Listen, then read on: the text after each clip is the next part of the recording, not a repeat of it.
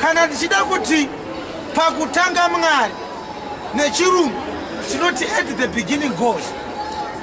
Kana tichida kuti Peter ari mumba nechirungu chinoti Peter is in the house. Kana tichida kuti Peter ari pamba chinoti Peter is at the house. Mu anotranslatewa into in and pa achitranslatewa into it nechirungu. Saka instead yekunyora kuti pakutanga Mwari raifanira kunyora kuti mukutanga Mwari wakasika denga nenyika. Kuti Mwari haana kusika pakutanga akasika mukutanga. Kuti wedzere kuti beginning rino warinoreva.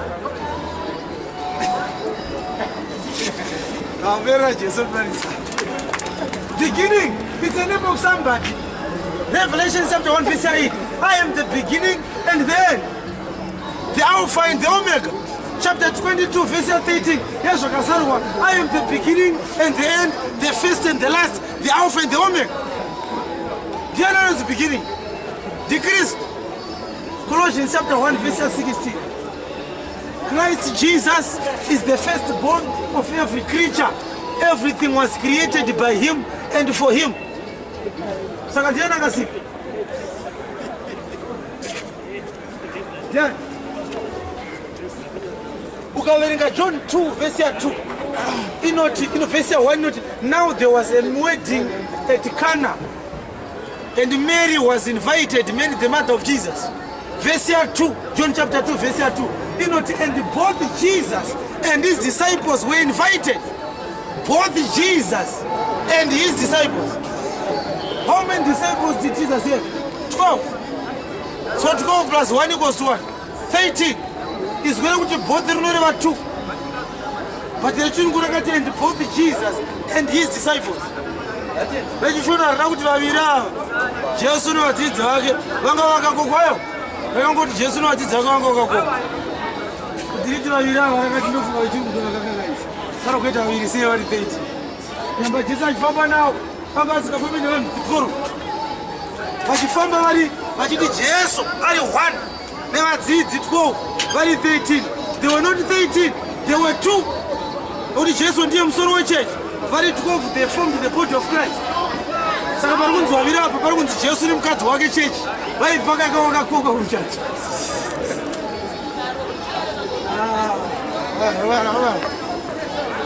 Reshona sarenze ngako. Hallelujah. But the level yekuda kunzwisisa mademerits ari mumaversions eBhayibheri imwewo level iyoyo unganongoti haiwa zvebasa recheri reBhayibheri enda unotora apocrypha wona unopaona zvimwe zvinokushamisa. Rine mamwe mabhuku anopfuura 5 asimo muoriginal Bible ratinayo mamwe manyowani apocrypha.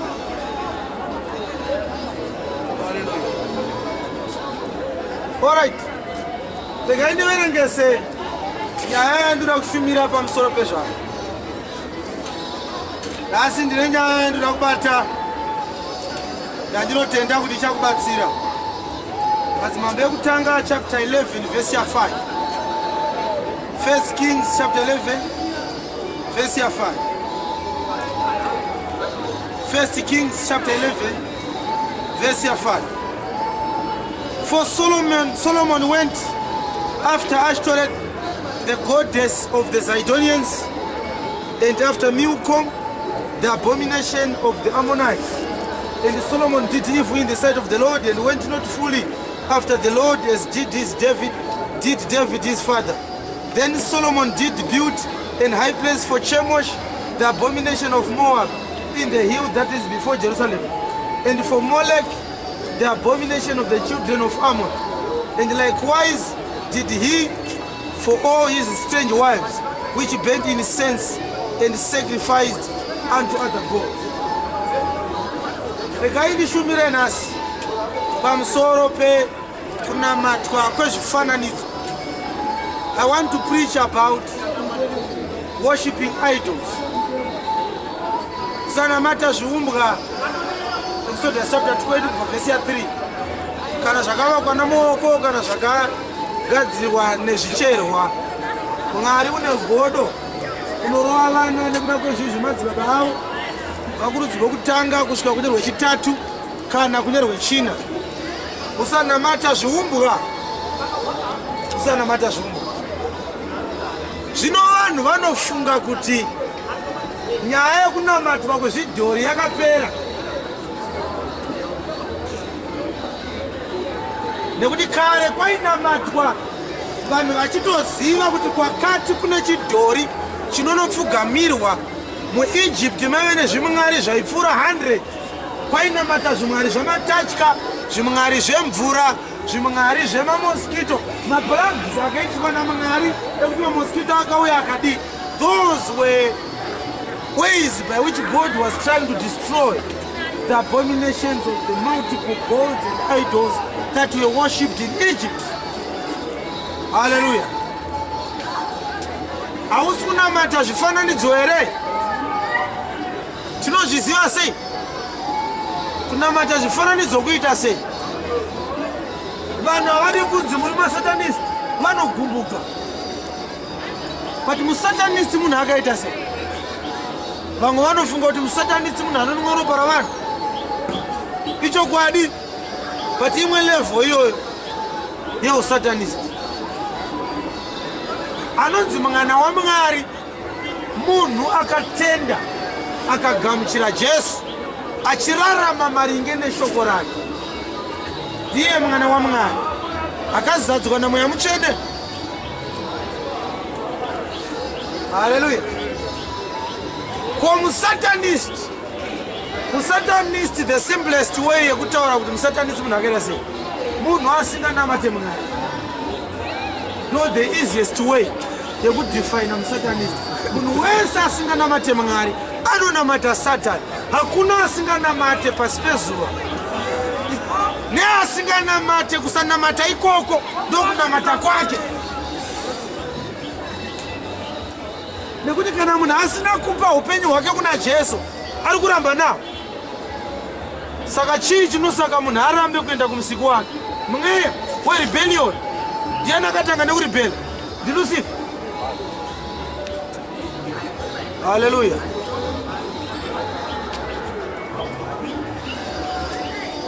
Kukanzi kuri kutamba game reBarcelona neReal Madrid, munhu atore 2 minutes asati adecide kuti ari kusapota chii, kuti mumwe ane 7 years asati adecide kunamata Mwari.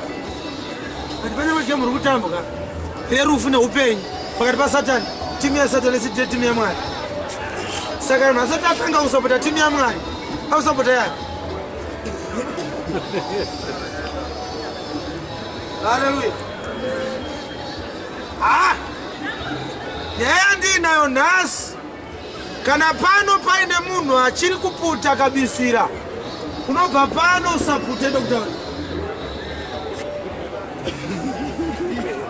Kana paine anoputa asisane kuputa fodya pano, uchabva pano usapute fodya. Kana paine ane small house yake pano, arikuda kusiyana nayo, haunobva pano usaide. Unatonzwisisa kuti zvingatsorevei? Ndoyandauyira pano nyaya iyo. Kunamatwa kwezvifananidzo.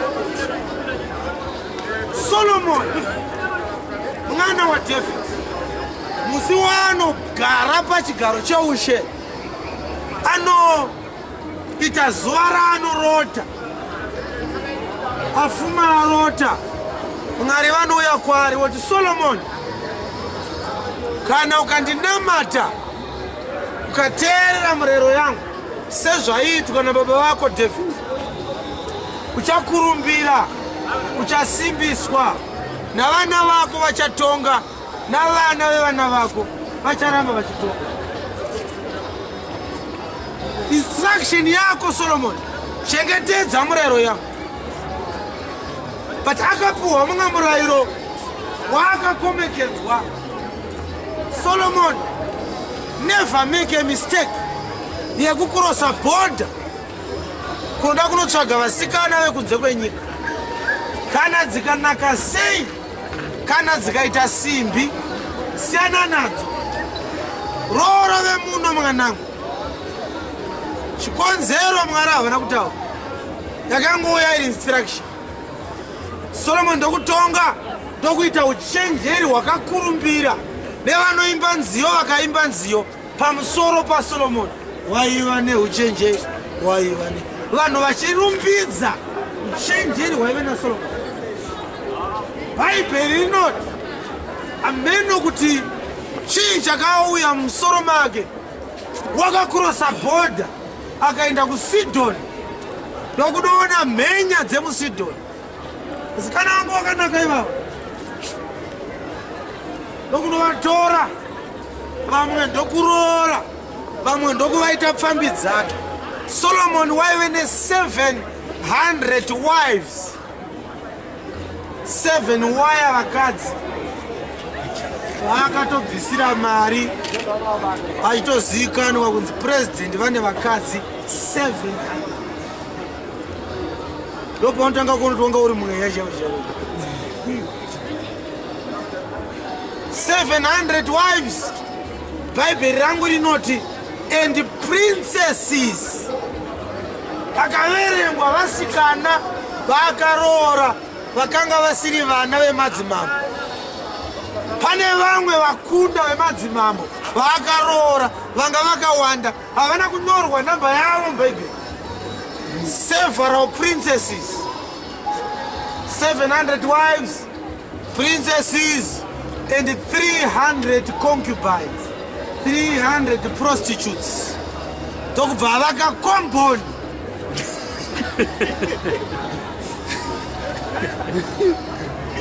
Mumwe ngatoge minute maid. Voice yangu riende.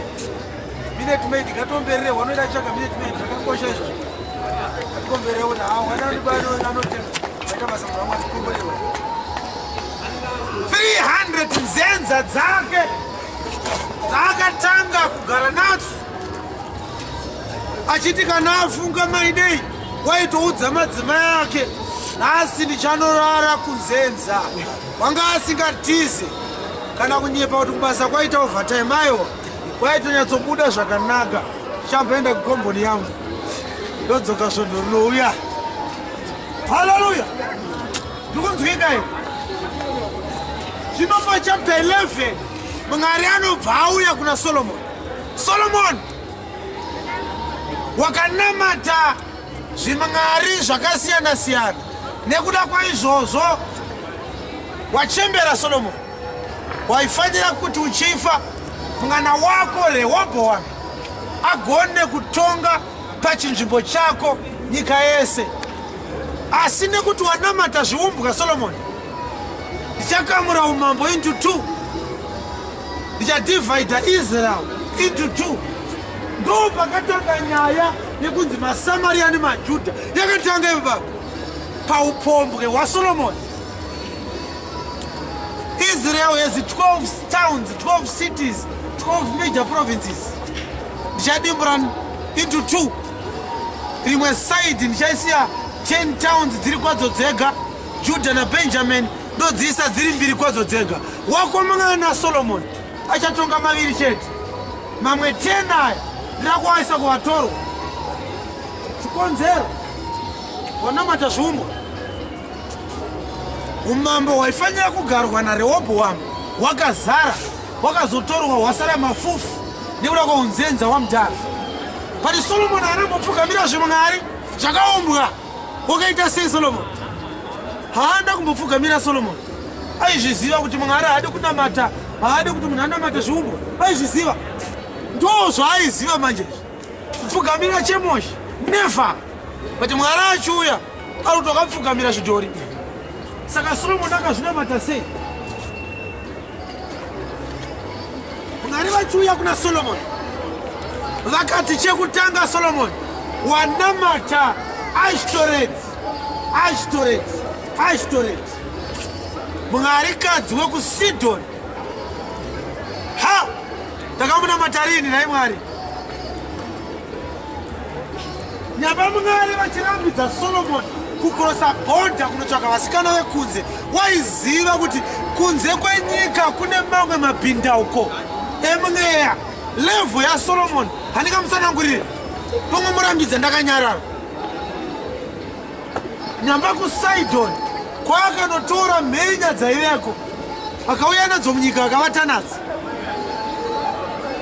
Kwainamatwa chimwarikadzi chainzi Ashtoreth. Chimwarikadzi ichi chimwarikadzi ichi chaive chiumbwa ndandakati risechi chaive chiumbwa chaive chidhori chemukadzi ainge akaumbwa chakavezwa akashama chiri chidhori kudaro wati ukachitarisa waitonyara chainyadzisa kutarisa pari chiri chivezwa chaive nechekugomo muSidon. Saka munyika yeSidon, nyika yeSidon inodedzwa nenzira mbiri.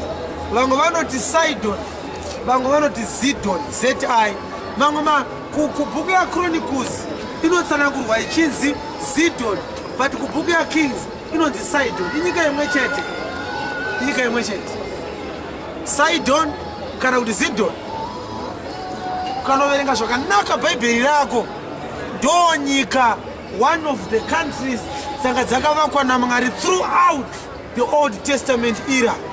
Sidon neTyre Mwari anga asikadzide, anga akadzivenga zvokuti mavengero anga akaita Sodom neGomora ari nani, kusvikira palevel yekuti Ezekiel 28 Mwari anotaura nezvaSatani achipa symbolical name yekuti ita mariro Ezekiel pamusoro pemambo weTire, achitaura nezvaLucifer achinzi Lucifer ndimambo weTire. Nekuda kwekunyangara kwanga kwakaita nyika yeTyre nenyika yeSidon. Saka kuSidon kwaive naAshtoreth, mwarikadzi wekuSidon, ndiyo wavainamata. But vainamata sei Ashtoreth? Ashtoreth anga asinganamatwe zvokuti vanhu vaenda kunopfugama ikoko. Aiwa, waive mwari weupombwe. Kungovata nemukadzi asiri wako wanamata.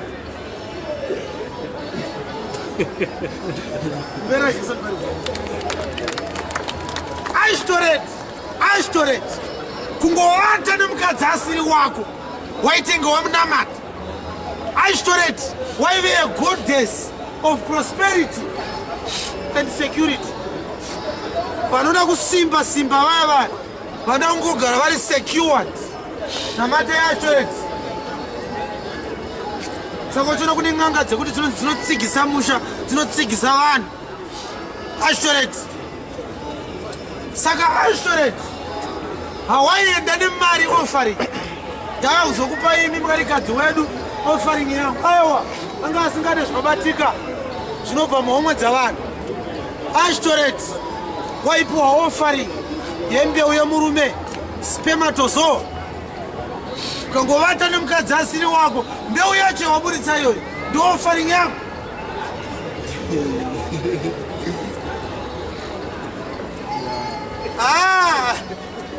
Ndatichibva pano kana uri paine nzenza pano uri kuregera tinasati handichaita,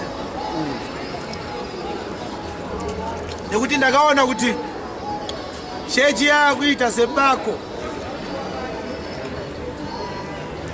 ngekuti tsuro inobva ichitandaniswa tongosvika kuti kwede mbako chakutobvunura zvatusisoso. Anongosvika vanhu vachitoimbawo hosana yavo imo my God is good. Haachada kuenda kuseri kunotaurira Mwari ndiregerere ndiri mhombwayo, wakutorovawo my God is good.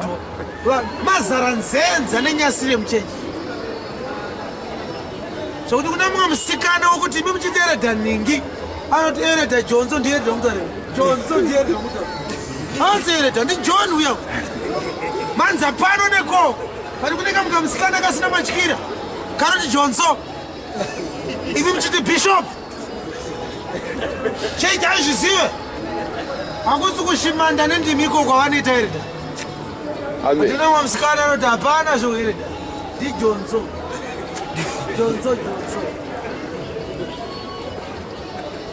Mazara matsotsi muchechi, matsotsi ndo vakazara muchechi.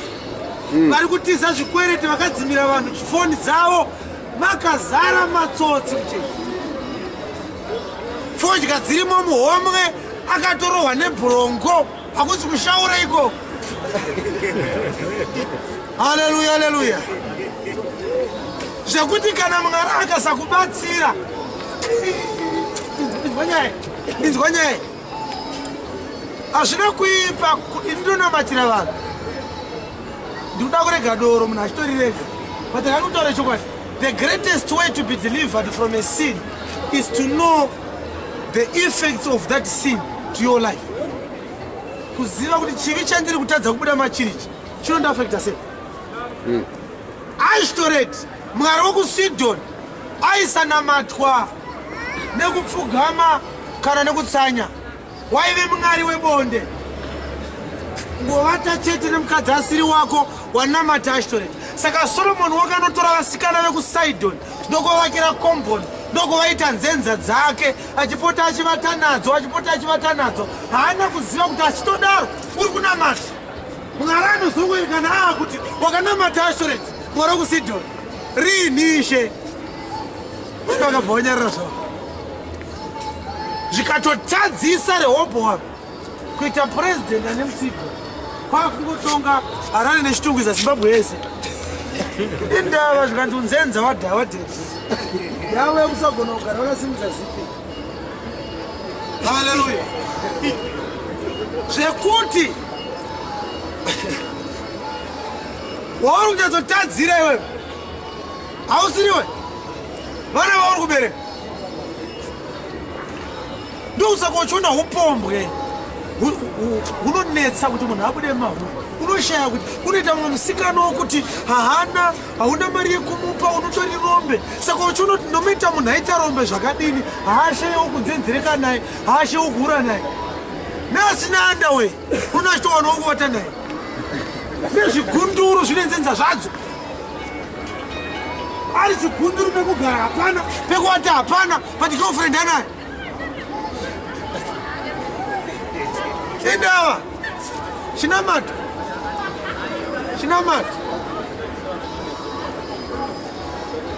unozviziva here kuti kune musikana wokuti anokupa mari iwewe yekunotenga chikafu kumba kwako nemukadzi wako agohaya taxi mukuenda kuloji agotenga makondo macho vapedza kunzenzereka wotenga sadza